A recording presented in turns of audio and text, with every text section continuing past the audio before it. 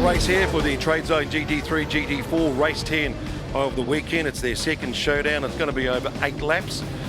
So the handicap system will be giving some of the drivers at the start of the field a chance to get out there and make the most of racing. And then they'll be chased down by the faster guys from the rear of the field. So the likes of Brian Hamilton, Todd Prugene, hopefully having better luck after his crash in the 74 Toyota 86. Whole stack of new boys coming through like Declan Coffin, Keegan Hickson, getting into the class of GT4 racing. Wayne Bryant, Robin Greenland, Richard Granger coming back into the class again and into moving up to GT3.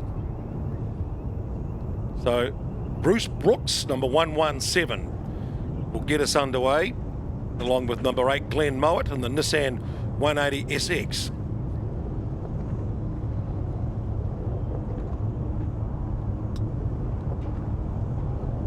So it's one of those great classes that a flag drop, so away go a group. It celebrates the ingenuity of Kiwi lifestyle, the old can-do Kiwi spirit,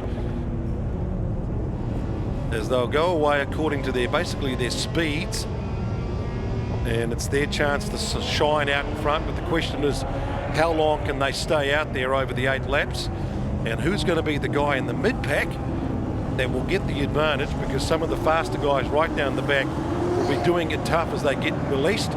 That number 43, which is David Wood and the Richard Petty NASCAR lookalike showdown. Now we have these star cars.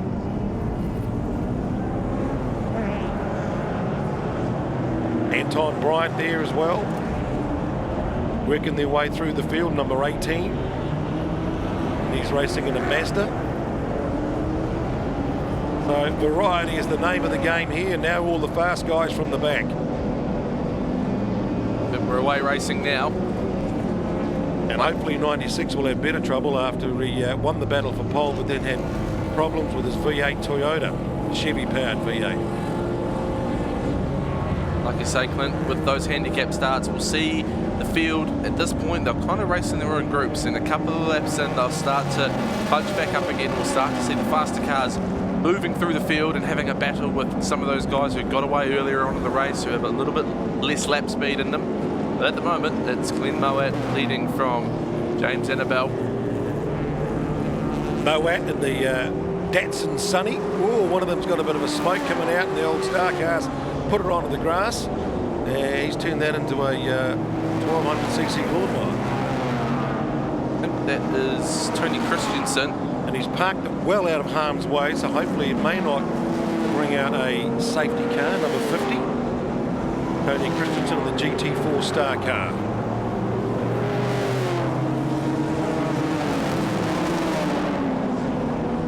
Now these guys enjoying their chance to be out in front, get some racing room without too much pressure.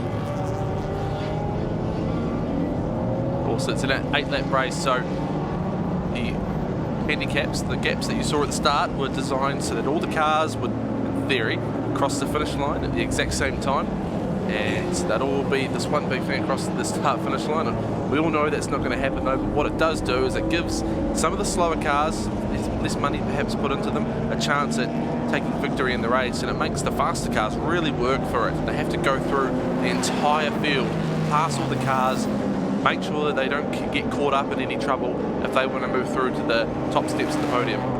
And it's also a great way for those faster guys to actually learn their racing craft about how to pass, where to pass and when to pass, but enjoy making the pass, which makes you a better driver. So you can race out in front, but it's also another way to learn how to race as you're racing through the rest of the field. And then you can do like a reverse grid handicap.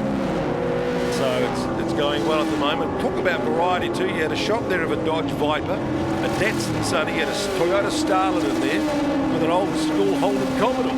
I mean, it's fantastic. You don't see that too many other places in the world.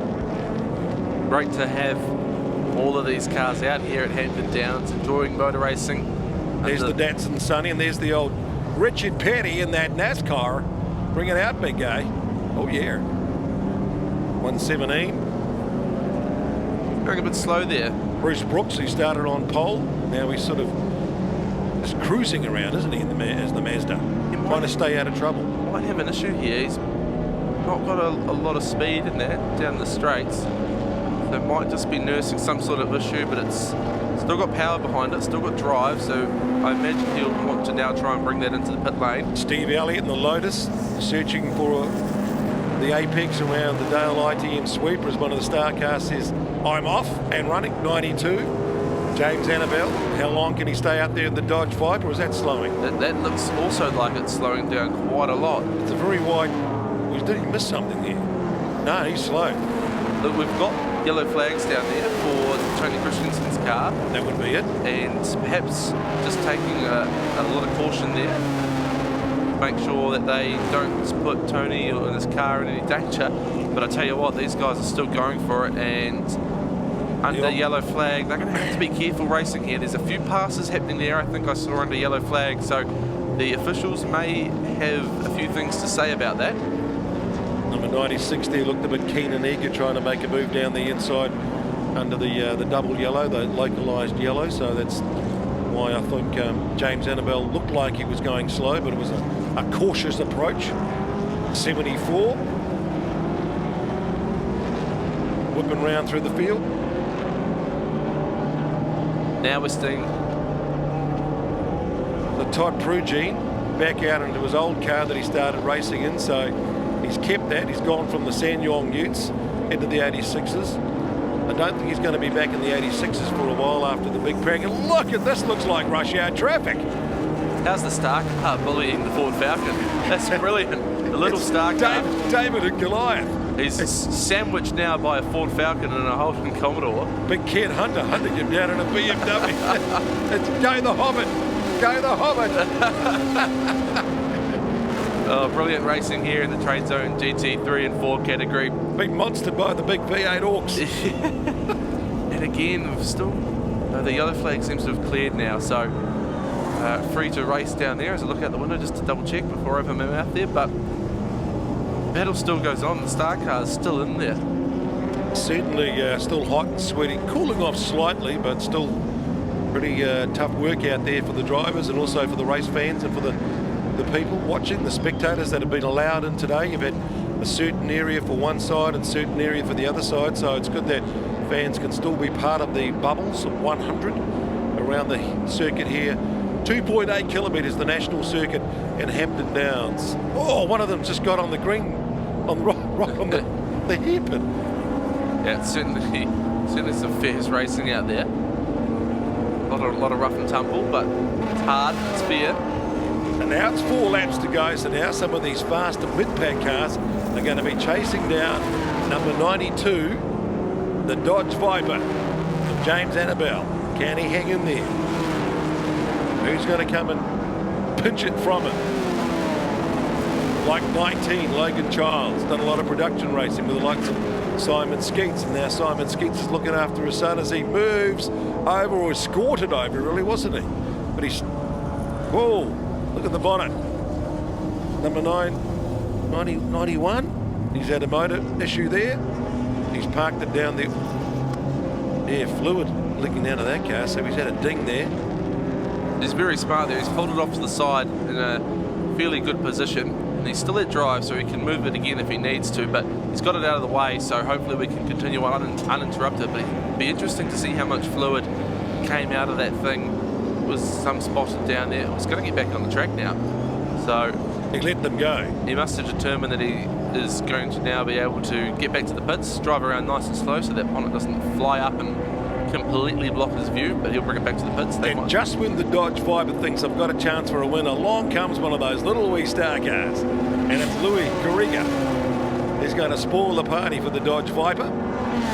Or will the Dodge Viper say, well, hang on, I've got a couple more laps to try and hold on to a lead here. Steve Elliott in the Lotus, Logan Childs in the Evo. We always know he's very good at racing. And then, of course, you've got the NASCAR, David Wood, number 45. He's just circulating for fun, isn't he? Having a great time. That's what motor racing's all about, having a great time out on track. These guys are certainly doing it. This could be quite a cool little battle here, Steve Elliott and Logan Childs. Logan Childs, you know, with the Evo, with that four-wheel drive capability, the Star Car's going to go out wide. Annabelle's going to try and make him at least go searching for a place to pass. Not going to make it easy. Why would you? And then Logan Childs says, you guys battle and I'll catch up to you. And when we get the last lap board, we're going to have a real ding-dong battle down to the checkered flag.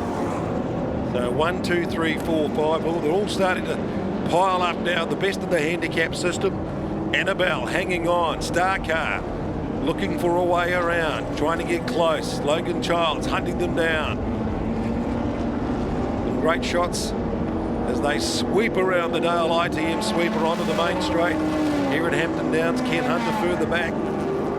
Last lap board is out. Annabelle with the Dodge Viper. Logan Childs moves up to second. Star Car's not quite star enough at the moment.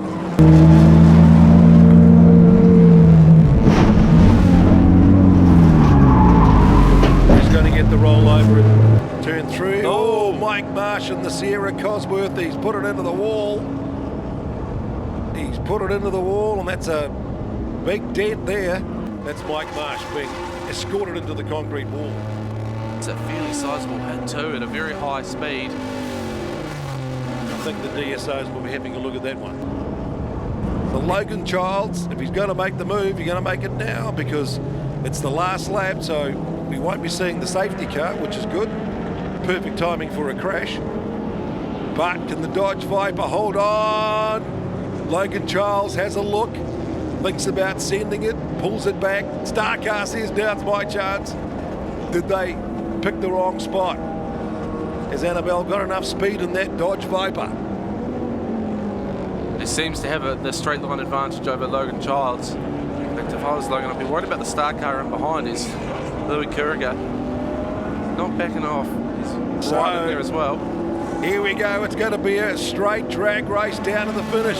Has the Dodge Viper got the legs on the mighty Evo? There's a slow car on the front, but it's all down to the Dodge, and he does dodge the challenges and takes the checkered flag. And then they all come swapping across the finish line.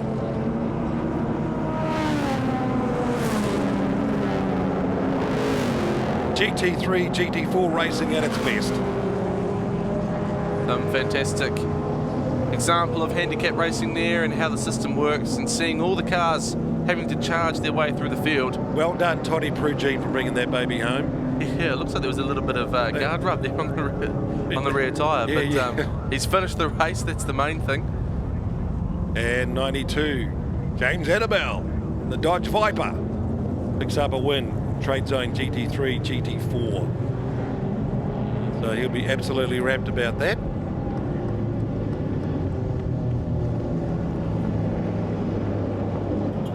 So the red Egmont Honey, the Egmont Honey car, gets the win, number 92. 19, Logan Childs sweeps home for second. Steve Elliott comes home for third. And it's Louis Krieger in the Star Car, Anthony Vandenberg, another Star Car, Wayne Bryant, Ken Hunter, Dave Wood in that NASCAR, Richard Petty style, Martin Todd, and Ruben Martin rounding out the top 10.